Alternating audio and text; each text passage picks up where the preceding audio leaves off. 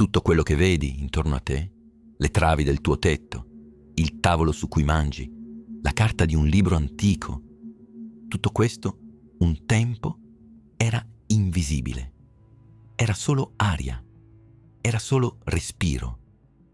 Per capire come si forma il legno, dobbiamo dimenticare ciò che sappiamo sugli alberi e scendere nel buio. Immagina di essere compresso in uno spazio minuscolo, una capsula corazzata, sepolta sotto tonnellate di terra umida e fredda. Sei un seme. Non sei morto, sei in attesa. Sei un paradosso vivente. Un progetto architettonico di 50 metri d'altezza, ripiegato e compresso in pochi millimetri di spazio. Tutto il codice per costruire una foresta è già lì, scritto in una spirale chimica, in attesa di un singolo segnale. L'acqua. Quando l'acqua tocca il guscio, non è una carezza, è un'invasione violenta.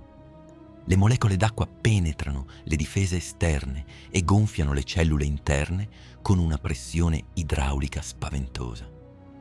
Immagina di gonfiare un palloncino di cemento finché non esplode. La pressione interna sale a 5, 10, 20 atmosfere, più della pressione nelle gomme di un camion.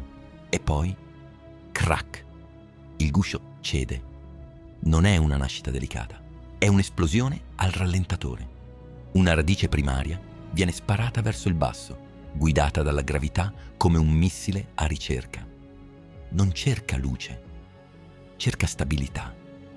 Cerca di ancorarsi prima che la vera costruzione abbia inizio. Mentre la radice scende, un germoglio sale. Deve bucare il terreno, cieco, spinto solo dalla disperazione di trovare una fonte di energia. E quando emerge, accade il miracolo, la fotosintesi. Ma non immaginarla come nei libri di scuola. Immaginala come una fabbrica nanotecnologica. Il germoglio cattura particelle di luce solare e le usa come martelli per spaccare le molecole d'aria. Prende l'anidride carbonica, strappa via l'ossigeno che non gli serve e si tiene il carbonio. Il carbonio è il mattone. L'albero sta letteralmente solidificando l'aria. Ogni grammo di legno che vedi è stato strappato al cielo, atomo dopo atomo, e incatenato in una struttura solida. L'albero non cresce dalla terra, l'albero cresce dall'aria. Ora abbiamo i mattoni, ma serve un piano. L'albero deve salire, deve battere la gravità. Come fa a portare l'acqua dalle radici alle foglie, a 30 metri di altezza, senza un cuore che pompa? Usa la fisica pura. Crea un vuoto. Sulle foglie l'acqua evapora. Questo crea una tensione negativa, un risucchio che si trasmette lungo tutto il tronco fino alle radici. È come se ci fosse una corda fatta d'acqua tesa all'interno dell'albero. Se tagli un albero vivo, non sanguina, sibila. È il suono dell'aria che viene risucchiata nei tubi dove prima c'era il vuoto. L'albero è una colonna d'acqua in tensione, avvolta nel legno per non implodere. Ma finora abbiamo solo un filo d'erba gigante. Non è ancora legno. Il legno vero nasce in uno strato sottilissimo, invisibile a occhio nudo, nascosto appena sotto la corteccia. Si chiama cambio vascolare. È la stampante 3D della natura. È uno strato di cellule staminali che non dorme mai. Immagina un anello di operai instancabili che costruiscono muri su due fronti contemporaneamente. Verso l'interno depositano legno vero, lo xilema. Verso l'esterno depositano la corteccia e i canali per lo zucchero, il floema. Anno dopo anno, questo anello si allarga, spinto in fuori dal legno che esso stesso ha creato. Il tronco non cresce dal centro. Il centro è vecchio, è storia passata. L'azione è tutta qui, in questo millimetro di periferia. Entriamo nel micromondo. Cosa sta stampando esattamente il cambio? Sta tessendo molecole. La prima è la cellulosa. È un polimero, una lunga catena di zuccheri, ma non è dolce e non si scioglie. Le cellule intrecciano queste catene come cavi d'acciaio in un ponte sospeso. hanno una resistenza alla trazione incredibile. Se provi a tirare un pezzo di legno lungo la fibra, è resistente quasi quanto l'acciaio di bassa qualità. Ma una corda, da sola, non fa un muro. Se spingi una corda, si affloscia. L'albero non può essere fatto solo di corde, altrimenti al primo vento si piegherebbe fino a terra. Serve qualcosa che dia rigidità. Serve il cemento. Ed ecco l'innovazione che ha permesso alle piante di conquistare il pianeta. La lignina. È una molecola complessa, dura, impermeabile. La cellula inizia a pompare lignina negli spazi vuoti tra i cavi di cellulosa. È come versare cemento liquido su un'armatura di ferro.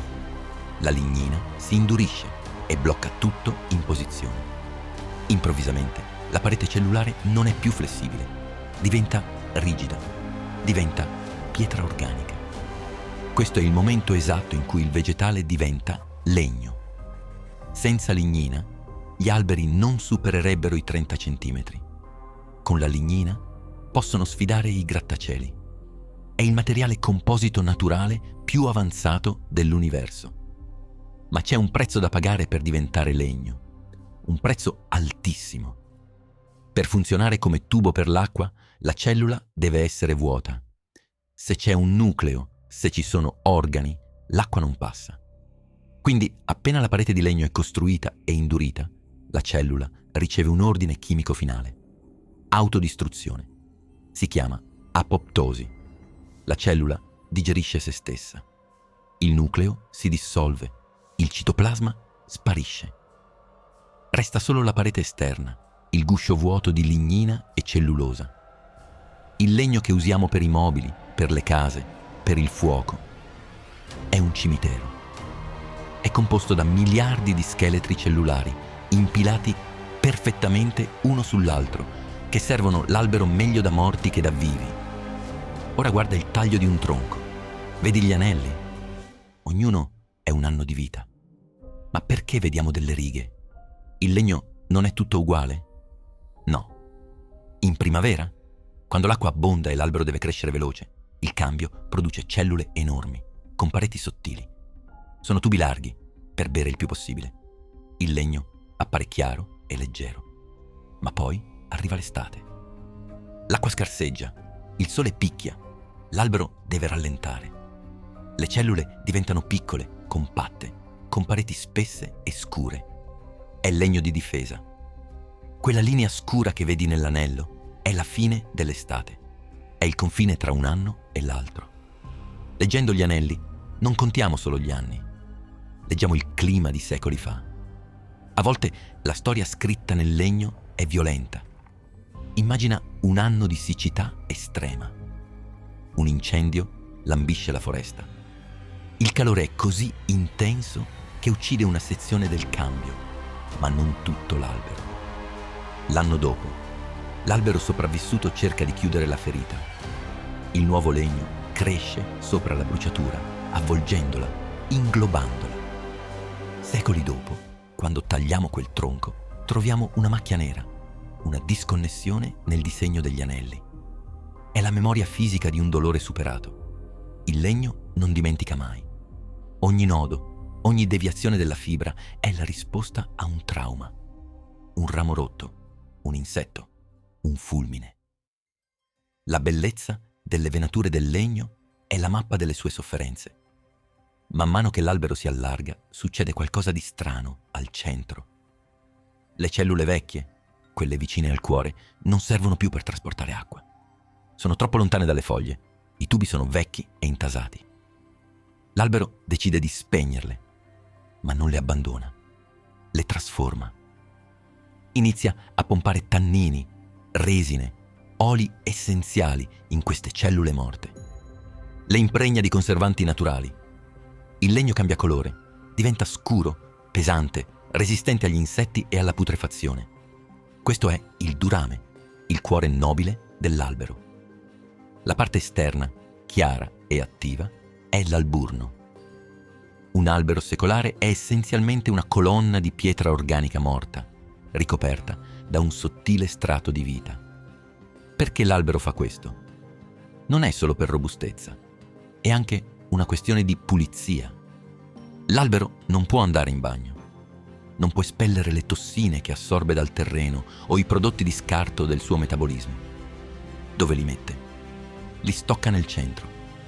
Il durame è la discarica chimica dell'albero. È lì che finiscono i metalli pesanti, i veleni, gli scarti. E ironicamente sono proprio questi scarti a rendere il legno pregiato così bello e durevole. Il colore profondo del noce, il rosso del ciliegio, il profumo del cedro, sono tutti rifiuti metabolici stoccati per l'eternità nel cuore del tronco. La nostra ricchezza è la loro spazzatura. E così, anno dopo anno, strato dopo strato, l'aria diventa pietra. Un albero di 300 anni non è solo un organismo, è un edificio. È una torre che ha resistito a 300 inverni, 300 estati, tempeste, siccità, parassiti. Ogni fibra è stata testata sotto stress. Quando tocchi un vecchio tavolo di quercia, stai toccando il tempo solidificato. Stai toccando l'atmosfera del 1700 catturata e compressa. Il legno è l'unico materiale da costruzione che cresce, si ripara da solo e, alla fine, nutre la terra da cui è nato. La prossima volta che prendi in mano una matita o ti siedi su una sedia di legno, fermati un secondo. Non stai toccando un materiale inerte. Stai toccando il risultato di una battaglia ingegneristica durata decenni. Stai toccando cellule che si sono suicidate per creare tubi. Stai toccando zucchero trasformato in acciaio. Stai toccando un miracolo che diamo per scontato. Io sono Renderium. E questa è la struttura nascosta del mondo. Iscriviti per scoprire come funziona davvero il mondo intorno a te.